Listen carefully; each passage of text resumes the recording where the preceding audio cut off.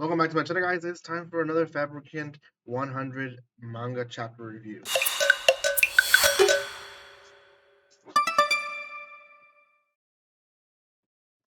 Welcome back to my channel once again, guys. This is going to be on chapter 2 of Fabricant 100, which is a series that just started airing 2 weeks ago. So this is actually the most current chapter. By the time this releases, there'll be a third chapter already out, which I'll try to review before the fourth one comes out. But we'll see. We'll see about time management, really. Um, we have two characters, Ashibi, who is the main character, and then his alliance, the 100th Fabricant, who is hunting down Fabricants for him so that she herself can eat Ashibi when he is an adult. Now, before anything else, if you haven't done so by now, make sure you subscribe to my channel, give some love by commenting, liking, and sharing.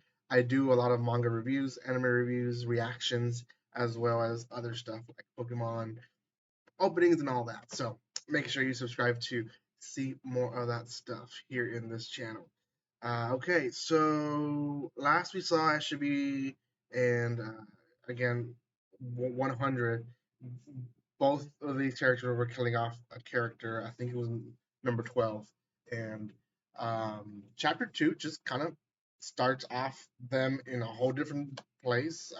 There's not really a connection to chapter 1 other than the characters themselves. And they're in a boat within a lake. And Ashibi explains to 100 that in the lake, particularly that they're swimming or that they're floating in, um, there has been a lot of disappearances. In fact, a lot of people claim that people will go into the lake and the boats will return back empty. So um, Ashibi and 100th both agree that usually when weird things happen in this manner, more than likely and truthfully, this is one of those examples. It's the work of a fabricant. So it is a fabricant working within the lake itself to attract people and then take their bodies or eat them up or whatever they do.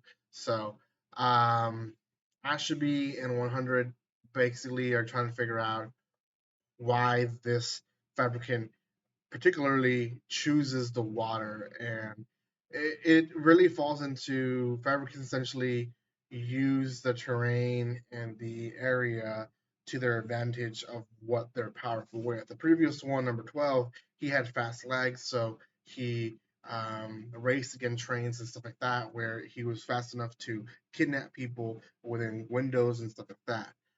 This one is in a lake, so Ashabi assumes that he has some type of lung capacity. And yeah, it ends up being that. The fabricant smells Ashabi's blood, takes him with him, and Ashabi is basically hindered with a second riddle, and that is how come they weren't able to see him approach the boat?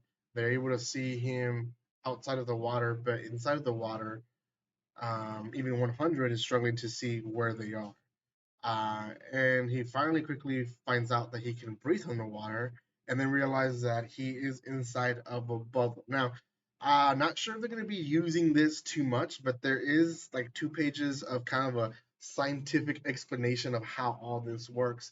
And essentially, it explains the illusion that bubbles sometimes create or the perspective of an image if there is a bubble within water, and essentially the light reflection is different. So the what you see directly in the bubble from above the water is not really what's directly inside the bubble. So that's basically what's happening is that she's not able to see. So he's able to communicate to her that she needs to burst the bubble, and she does.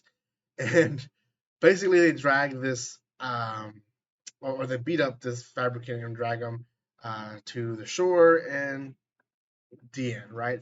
I should be really other than that, she or he, sorry, buries some of the bones that he finds under the lake to kind of respect the people that died, and that's really it in that part. Fabricant 100 and Ashby end up with just saying, okay, where to next? But we see two other characters that we don't really see who they are. We just see shadows, and they're talking within themselves in the last page, saying, "There's someone's hunting Fabricants, and we need to stop." And that, in a nutshell, is the second chapter. It really is becoming a not repetitive, but almost you can open any chapter and read it and be okay with it. And I feel like the anime would be the same way.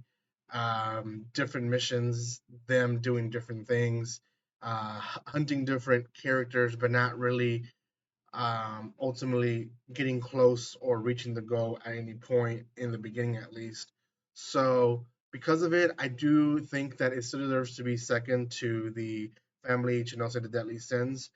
In fact, I think, if it continues like this, it could be a little bit repetitive, boring in fact in some parts. So I might lower it later, but for now I'm gonna continue reviewing it, see where it goes. Hopefully these two new characters add a little bit more jazz to the story, but we'll see.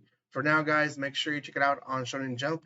Make sure you give some love to my channel by commenting, liking, and sharing. And I will see you guys next time. Like always, don't be strangers. See you guys.